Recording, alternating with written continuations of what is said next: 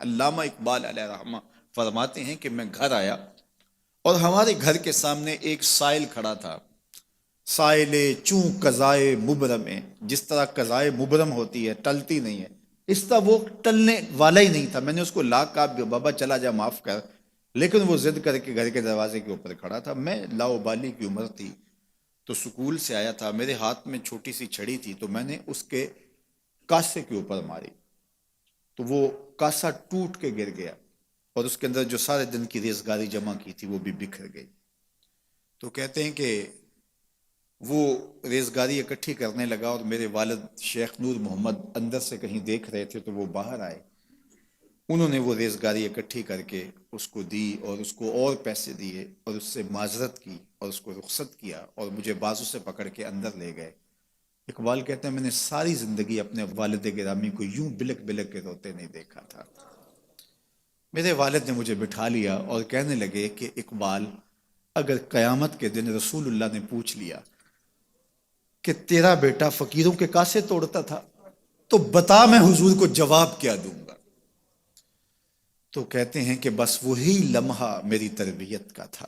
بلکہ اقبال پھر ساری زندگی کہا کرتے تھے نام تو از پدر آموختم، حضور آپ کا نام، آپ کی محبت میں نے اپنے باپ سے سیکھی. یعنی حضور کا سامنا کیسے کروں گا. اور پھر یہ اقبال کے کلام میں آخر تک یہ چیز آتی ہے کہ کیسے حضور کا سامنا ہوگا. تو غنی ازہر دو عالم من فقیر، روز محشر عذرہائے من پذیر، گر تمی بینی حسابم ناگزیر، از نگاہ مصطفیٰ پنہا بگیر. اقبال بھی پھر آخر میں دعا کرتے ہوئے اللہ کی بارگاہ میں عرض گزار ہوتا ہے مالک تو غنی ہے، میں تیرا فقیر بندہ ہوں، تو مجھے یوں ہی معاف کر دے، میرا حساب نہ لینا. لیکن اگر میرا حساب لینا بڑا ضروری بھی ہوا تو یہ مہربانی کرنا حضور کے سامنے نہ لینا، میں حضور کو کیا منہ دکھاؤں گا. تو یہ فکر ملی کہاں سے؟ یہ باپ کی تربیت سے ملی، یہ ماں کی آغوش سے ملی.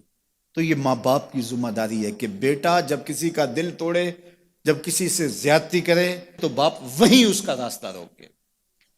اور ایک فقیر کا لا ابالی پن کے اندر کاسا توڑ دیا اور باپ نے پھر ایسی تربیت کی کہ اقبال ساری زندگی لوگوں کے دل جوڑتا رہا، ساری زندگی بتاتا رہا کہ انسان کی اصل صورت کیا ہوتی ہے. دل نہیں شاعر کا ہے کیفیتوں کی رستخیز، کیا بتاؤں کہ درون سینہ کیا رکھتا ہوں میں، در غم دیگر بسوزو دیگر آرا ہم بسوز، گفت مت روشن حدیث گر توانی دار ہوش، کہہ گئے ہیں شاعری جزویست از پیغمبری، ہاں سنا دے پڑھ کے ان کو پیغام سروش.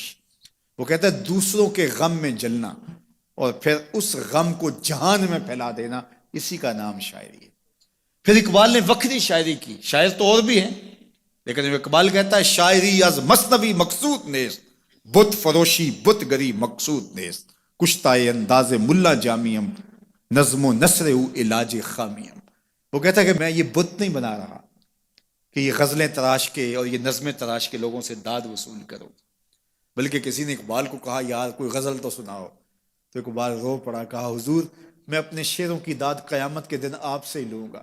یارہ مرا غزل خانے شمردن، یاروں نے تو مجھے غزل خاں سمجھ لیا، میرا تو مقصد ہی اور ہے. بلکہ ان شعراء پہ تنقید اقبال نے کی، عشق و مستی کا جنازہ ہے تخیل ان کے اندیشہ تاریخ میں قوموں کے مزار، چشم آدم سے چھپاتے ہیں مقامات بلند، کرتے ہیں روح کو خوابیدہ بدن کو بیدار. ہند کے شاعر و صورت گر و افسانہ نویس، آہ بیچاروں کے اعصاب پہ عورت ہے سوار. ہر وقت لب و رخسار کے تذکرے، ہر وقت نشیلی آنکھوں کی کہانیاں، ہر وقت قدے رانا کی باتیں. کہا تم اس خول سے نکل ہی نہیں رہے، تمہاری شاعری صرف ایک عورت کے گرد گھوم رہی ہے جس نے اس کو تخلیق کیا، اس خالق کے جلوے بھی تو دیکھو نا. تو اقبال پھر اقبال بنتا ہے اور اس کو یہ شعور، یہ آگہی، یہ نور ملتا کہاں سے ہے؟ یہ باپ سکھاتا ہے. باپ کے بعد پھر مولوی میر حسن ملتا ہے جو استاد اقبال کو اقبال بنا دیتا ہے. تو یہ ماحول انسان کو سکھاتا ہے. تو میں اور آپ دیکھیں کہ ہم اپنی اولاد کو کیا دے رہے ہیں. تو کبھی بھی اپنی اولاد کو اس کی اجازت نہ دیں کہ وہ کسی کمزور پر ظلم کرے. جب کمزور پر آپ کی اولاد ظلم کرتی ہے، زیادتی کرتی ہے، تو پھر وہ بڑی ہو کر کے ظالم بنے گی، جابر بنے گی.